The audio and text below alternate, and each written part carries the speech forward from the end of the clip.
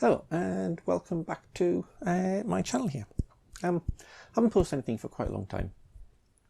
There's been a lot of stuff going on through this year, but I do want to be able to get back to showing you how to play various things. And what I thought I would start back off again with is one of my favourites of the early Rush songs. Something you really can just give somebody and have a bit of fun with. That's By Tor and the Snow Dog. So this is from Fly By Night, and it's kind of the first of the Rush songs that I started to learn, which had some of the intricacies that would become, their signature. I'm going to do this in 3 separate videos, so I'll show you how to play the main rhythm parts, which are relatively straightforward. There's nothing particularly difficult in those, and then I'll get into the battle and the aftermath sections, and then the solo section for the end. So we'll start off with the rhythm start, or even the rhythm parts. This is how they go. So we start off in G. That's what we're playing in. There's a number of different ways in which I've seen these rhythm parts played. But what I'm going to do is I'll show you the way that I play them. So we start off with this. Obviously, so it starts off with a little drum roll, and then starts off with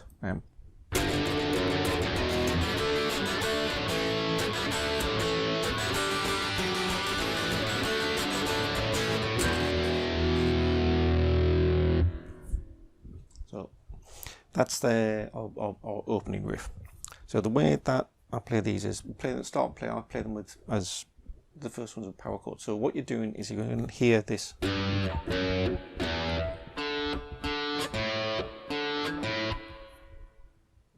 Yeah, so that's what you're going to hear. So you start off with a G power chord, then you're going to play down to the F sharp, but you're going to leave this little finger here on the D, and down to the E, and to D, and D to A, D to A. Then you're going to hear the same thing again, but this time instead of playing these low register notes, you're going to play these up the top here. Now the way that certainly I play this, the way that I've seen on videos that Alex Lifeson plays this, is to play this rundown, but you're playing this rundown from here. So you're playing this rundown really on the 4th string. So you're going to play the top of this G. Now, this is the way that Alex Lifeson plays this a G chord. Personally, I find that a really difficult shape to take up. I normally play a G like this, and it's kind of got into my fingers. So the way I play this is just to play these top strings. So just playing 4 to 1, and using these 2 fingers, and take the G and D, and leave the G and D strings open. So you're taking the G on the top string, the 3rd fret, and the D on the 3rd fret on the 2nd string. Then with the little finger, pull onto the F sharp here, which is the 4th fret on the 4th. Index finger, move down to the E, which is the 2nd on the 4th. And you can either keep on playing this as a G, or you can switch down to the D. At different points I do it in different ways.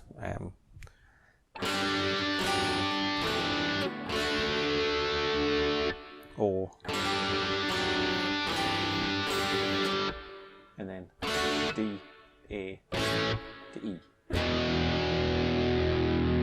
Then when you hit the E, make sure you hit these bottom register notes. So you end up with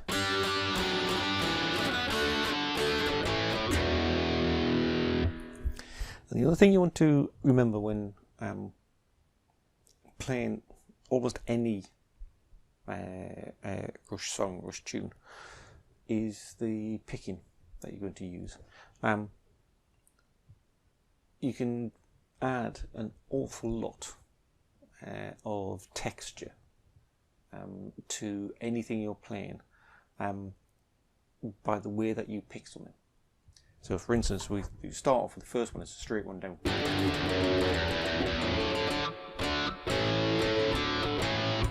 Top one. Make sure when you're hitting down these, so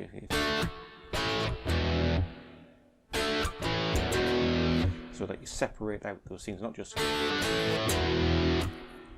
and it just adds that little extra bit of texture to the sound that you're creating. So you do that again.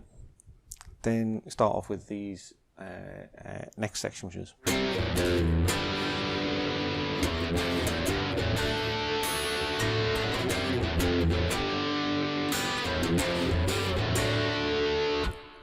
so that's just going from a C. So again, the way that I will play these varies almost every time I play it. But start with the C power chord to an F. Then for the G, I tend to play this as a full chord. Try to pick up some of these extra things to give it that rounder sound. Then to the F, to G, and to D.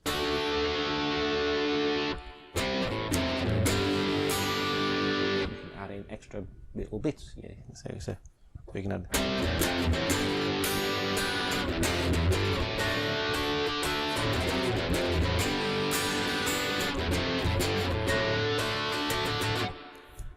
So yeah, use your picking to add that sort of texture to it.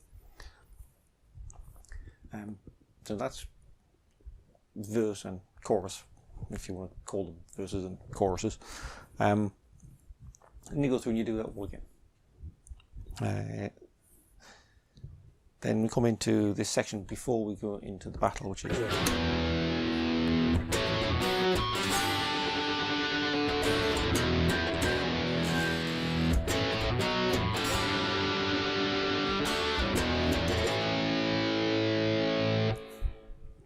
so that's just a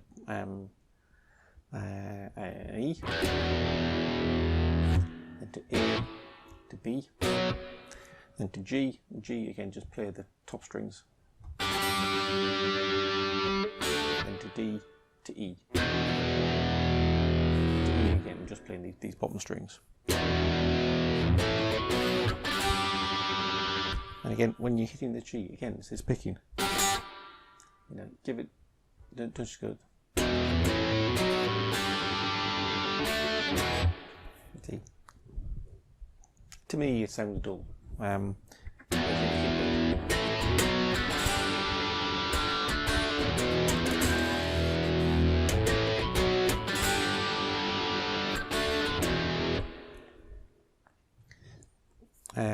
then we come into an A.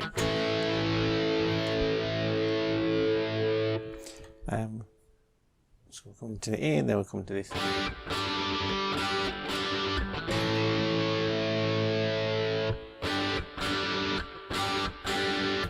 So again, this is just this G shape. Again, just playing these top 4 strings. Then we get to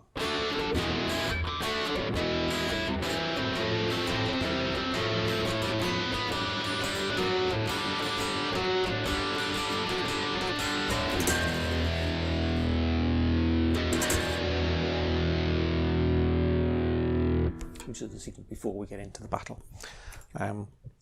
So here is so G to E, D to E, then C to F, and then for the F again we're just playing these middle 3 strings.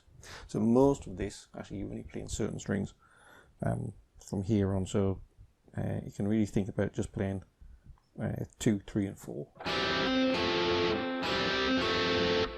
I tend to add in the fifth. Because actually it doesn't matter if you hit this A here, because A is part of the F chord.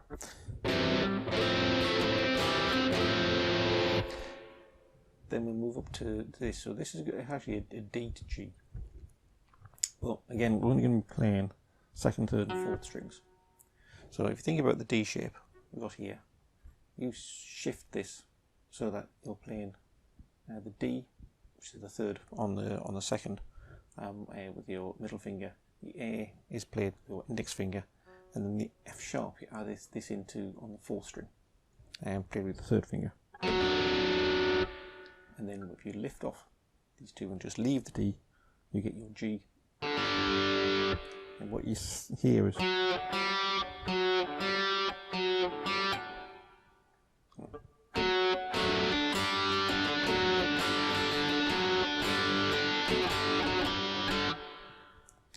and then finish with the E.